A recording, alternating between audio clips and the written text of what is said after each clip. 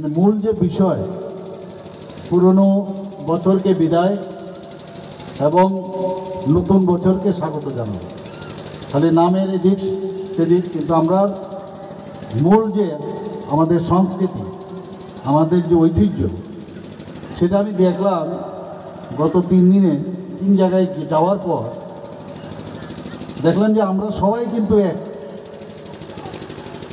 রীতিনীতি আলাদা হতে পারে, কিন্তু ঈশ্বরকে ডাকার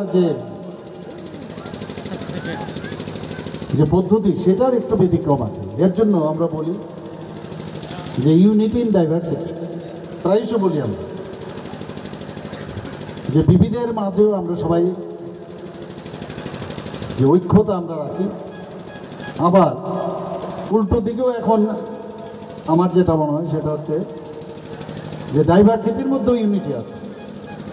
কারণ বিভিন্ন জায়গায় যখন আপনি যাবেন, বিভিন্ন মহলে যখন আপনি যাবেন, সেই ডাইভার্সিটিতে আপনি যখন সেই অনুষ্ঠানে আপনি অংশগ্রহণ করবেন, তার মধ্যেও কিন্তু ইউনিটি আছে। এবং আমাদের এই গড়িয়া পূজা উপলক্ষে আপনারা জানেন আমাদের সরকার জনজাতিদের উন্নয়ন এবং তাদের সম্মান প্রদর্শন করার জন্য সবসময় সচেষ্ট।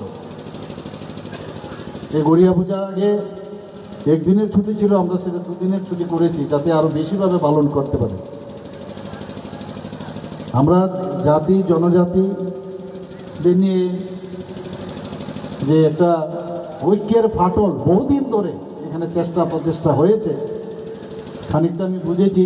এখানে বিভিন্ন জনেরা, বিশেষ করে রামপদরা এখানে রেখেছেন যে আপনাদের ইতিহাস আছে, শুধু এই উগ্রপন্থীদের বিরুদ্ধে নয়, এর আগেও যে ইতিহাস আমি একবার পড়ছিলাম সমস্ত কাহিনী, আপনাদের মধ্যে প্রতিরোধ করার যে একটা ইনজাস্টিসের বিরুদ্ধে এই জমাতিয়া হুদার যে আপনারা যারা আছেন, তার একটা ইতিহাস আছে।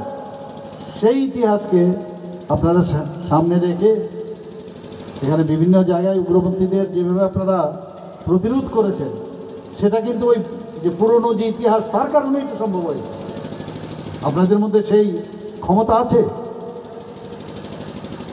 কিন্তু সবচেয়ে বড় যে বিষয় সেটা হচ্ছে আমরা সমাজকে আমাদের পরিবর্তন করতে হবে। এবং আমি অনেক দিন ধরে রামপদাদার এখান থেকে খালি সবসময় শুনতাম যে জমাতিয়া হুদা। এবং আজকের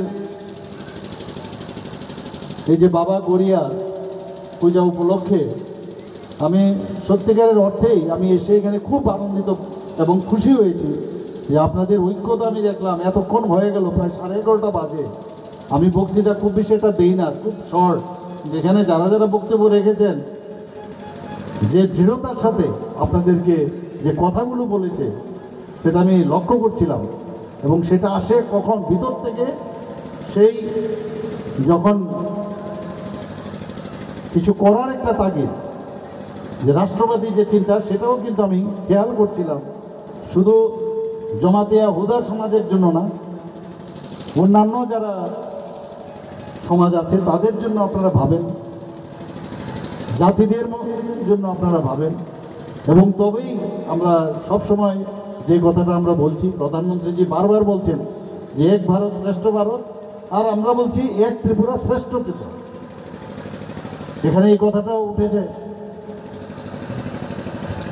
যে বিভিন্ন জায়গায়, বিশেষ করে জনজাতি এলাকায় যারা যুবক সম্প্রদায়ের এরা আছে, আমি বারবার বলবো যে আমরা নেশামুক্ত ত্রিপুরা, এই কথাটা উঠেছে এখানে। এটা আমাদের করতেই হবে বাই এনি মিনস। কারণ একটা চক্র আছে এখানে, সেই চক্রের কারণে আমাদের জেনারেশন টু জেনারেশন আমাদের ধ্বংস করার ওরা সব প্রোগ্রাম বানিয়েছে। আমাদের এখান থেকে গাঁজা উৎপাদনের, আমরা সবাই জানেন কি হারে গাঁজা এখানে উৎপাদন হতো। 2018-তে যখন আমাদের সরকার এখানে আসলো, তারপরে আমরা বুঝতে পারলাম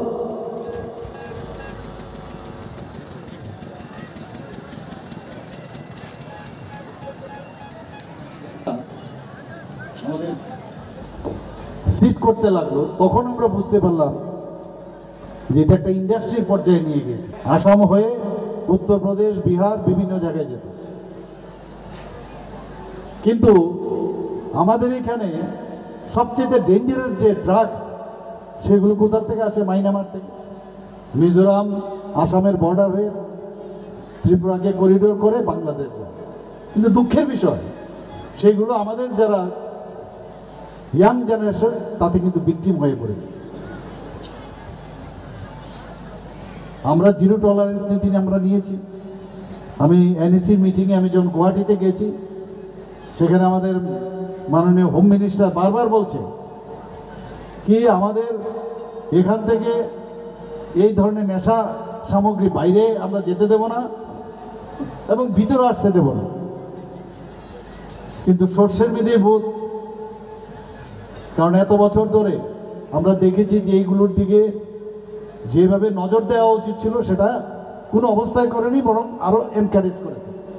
আমরা সেই বিষয়গুলো আমরা এখন দেখছি একদিনে শেষ হয়ে যাবে, সেটা কিন্তু কোনো অবস্থায় সম্ভব না। এই আপনাদের মতো যারা ফাইট করেছে, অনৈতিকভাবে যারা মানুষের কণ্ঠ দাবিয়ে দেওয়ার চেষ্টা করেছে, আপনাদের মতো সমাজ যদি এদের বিরুদ্ধে আপনারা গর্জে ওঠেন তবেই কিন্তু এটা সমাধান হবে। শুধু খালি আমি পুলিশ দিয়ে বা এসআইটি তৈরি করে সেটা সম্ভব না। আমরা করছি, এবং নর্থ ইস্টের মধ্যে হাইয়েস্ট সিজার হচ্ছে, সেকেন্ড হাইয়েস্ট হচ্ছে ত্রিপুরা, এবং শুধু তাই নয় আমরা ডিস্ট্রাকশনেও আমরা সেকেন্ড হাইয়েস্ট। কিন্তু এগুলো কত করব? বিভিন্নভাবে যেভাবে এগুলো পাচার করা হয় আপনাদের নজর দেওয়া হবে, নজর দিতে হবে। কিছুদিন আগেই এই যে বিধানসভার ইলেকশনের কারণে 2-3 মাস আমরা সবাই ব্যস্ত ছিলাম ইলেকশন নিয়ে। আমাদের প্রায় 12টা সরকারিভাবে ব্লাড ব্যাংক আছে, 2টো বেসরকারিভাবে আছে। সেখানে ব্লাডের একটু তার যে ব্যালেন্স সেটা কমে গিয়েছিল, স্বল্পতা দেখা দিয়েছিল।